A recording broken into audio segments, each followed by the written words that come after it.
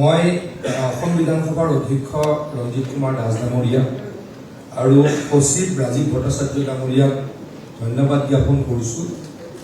তেখেতসকলে এটা অত্যন্ত সময়োচিত আৰু গুৰুত্বপূৰ্ণ পদক্ষেপ হাতত লৈছে।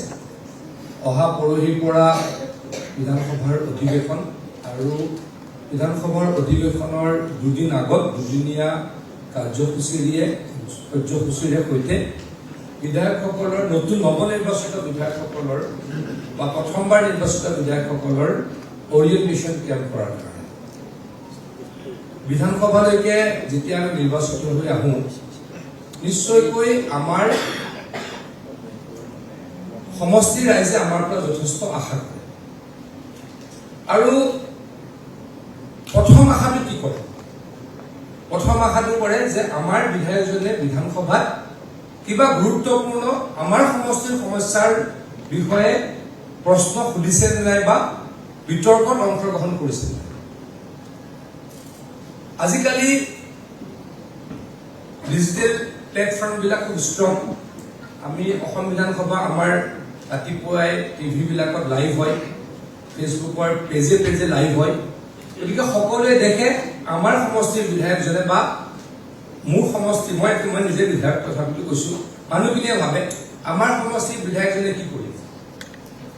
আমাৰ সমষ্টিৰ বিধায়কজনে যদি ভালকে ক'ব পাৰিছে বহুত ব্যক্তিয়ে ভাবে এইটো আমাৰ গৌৰৱ যে আমি এজন সাহসী কথা ক'ব পৰা স্পষ্টবাদী আৰু নিৰ্ভীক বিধায়ক পঠাইছোঁ নিৰ্বাচিত কৰি, যোনে বিধানসভাত সজোৰেৰে আমাৰ সমষ্টিৰ কথা অসমৰ কথা উপস্থাপন কৰিব।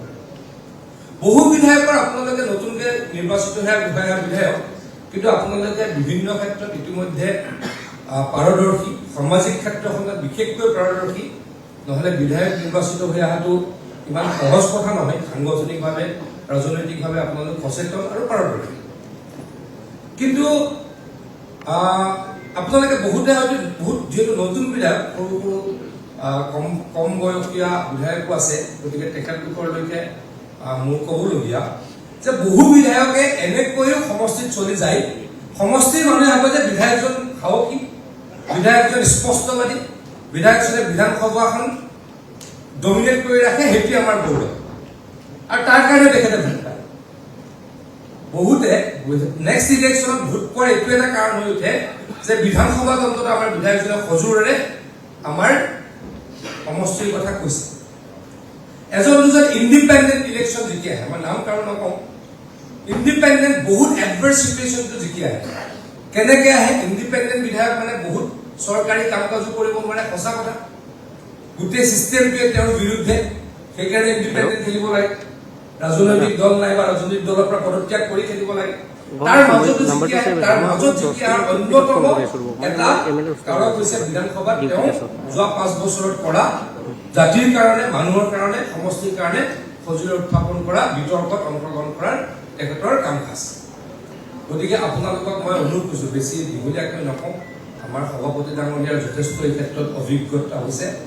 তেখেত আমাৰ পাৰ্লিয়ামেণ্টত সভাপতিৰ পেনেলত আছে। আমি যথেষ্টখিনি বিতৰ্ক, অত্যন্ত গুৰুত্বপূৰ্ণ বিতৰ্কত তেখেতে সভাপতিত্ব কৰা আমি নিজে দেখা পাওঁ। গতিকে তেখেতে ক'ব, যোৱা আগৰ চৰকাৰত 3.5 বছৰ পাৰ্লিয়ামেণ্টাৰী এফেয়াৰ্ছ ডিপাৰ্টমেণ্টৰ মন্ত্ৰী আছিলোঁ, গতিকে অকণমান এক্সপিৰিয়েঞ্চ হৈছে।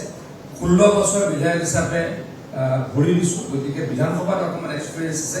তাৰ ওপৰতে দুটা কথা কৈছোঁ, আপোনালোকক অনুৰোধ কৰিছোঁ আপোনালোকে বিধানসভাত অলপ শক্তিশালীভাৱে নিজকে প্ৰতিস্থাপিত কৰক, আপোনালোকে প্ৰতিষ্ঠা কৰক। মই এজন বিধায়কৰ নাম কৈছোঁ, বৰ্তমান তেখেত সাংসদ। মই তেখেতৰ ফেন, তেখেতেও জানে। তেখেত হৈছে ফণীভূষণ চৌধুৰী।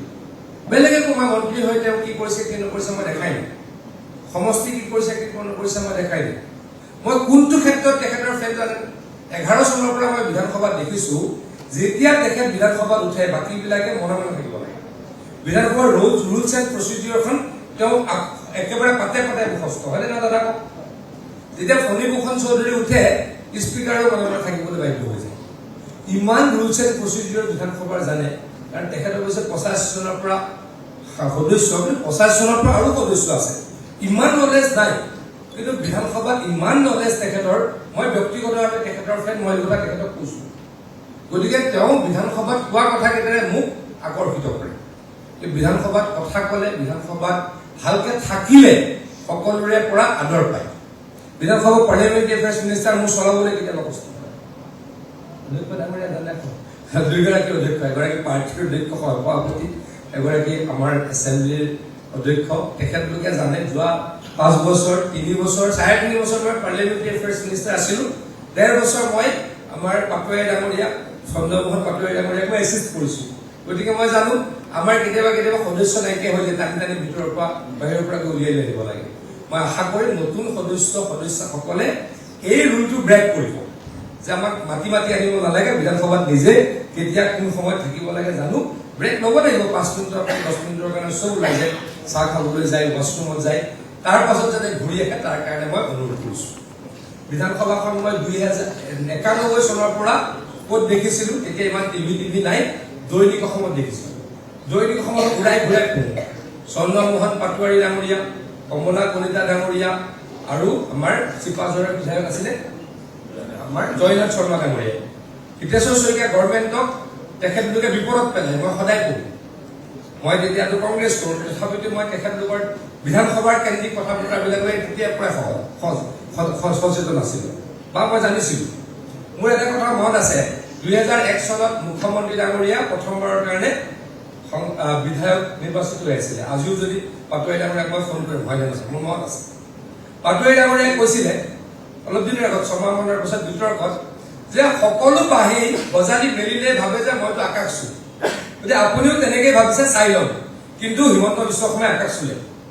প্ৰেডিকশ্যনটো কাৰ আছিলে, যদি নকাৰাত্মক আছিলে, প্ৰেডিকশ্যনটো চন্দ্ৰমোহন পাটোৱাৰী আছিলে। মই পেপাৰত কৈছিলো, মনত ৰাখিছো। হিমন্ত বিশ্ব শৰ্মা ডাঙৰীয়া যে ইমান ডাঙৰ নেতা হিচাপে প্ৰতিষ্ঠা লাভ কৰিছে, তাৰ মূলতে হৈছে বিধানসভাৰ কেইটামান ভাষণ। এটা মনত আছে, এটা নদী বান্ধ কেন্দ্ৰ কৰি 2 বছৰীয়া আন্দোলন এটা ভাষণত সমাপ্ত কৰিছে। আপোনালোকে খবৰ হ'ব, আমাৰ বাংলাদেশক মাটি দিয়াৰ ছমহীয়া এটা আন্দোলনক এটা ভাষণ দি তেখেতে সমাপ্ত কৰিছে। ভাষণ দি অসমৰ আন্দোলনক সমাপ্ত কৰা ব্যক্তিজন হৈছে হিমন্ত বিশ্ব শৰ্মা। আমি সকলোৱে তেওঁ বিধানসভাৰ প্ৰত্যেকটো অধিৱেশনত তেখেতৰ ভাষণ শুনিবি। গতিকে তেখেতৰ কথা আপোনালোকে শিকক, অনুৰোধ কৰিছো, আশা কৰিছো, বা চিনচিয়াৰ হওক, চিৰিয়াছ হওক। ইয়াতো হাঁহি ধেমালি কৰি থাকিলে বিধানসভাটো একেই হ'ব। অৰিয়েণ্টেশ্যন কেম্পতে হাঁহি ধেমালি কৰি আছে, মই মোৰ চকুকেইটাত চাই অৰিয়েণ্টেশ্যন কেম্পতো গৈ আমি পিছফালে হাঁহি ধেমালি কৰি আছো। গতিকে ইয়াৰ পৰা বিধানসভালৈ গুচি যাব এইটো, এতিয়া বিধানসভালৈ নাযাওক, বিধানসভাত চিৰিয়াছ হৈ থাকিম, তাৰ কাৰণে অনুৰোধ কৰিছো। আৰু বিধানসভাত আপোনালোকে ভালকে কাম কৰিলে সমষ্টিত আপোনালোকৰ ভোট বাঢ়ি থাকিব। সেইটো মই 4বাৰৰ এমএলএ হিচাপে মোৰ এক্সপিৰিয়েঞ্চ আপোনালোকক ক'লো। এইখিনিকে কৈ মোৰ বক্তব্য সামৰিছো। সকলোকে শুভেচ্ছা জনাইছো। ধন্যবাদ।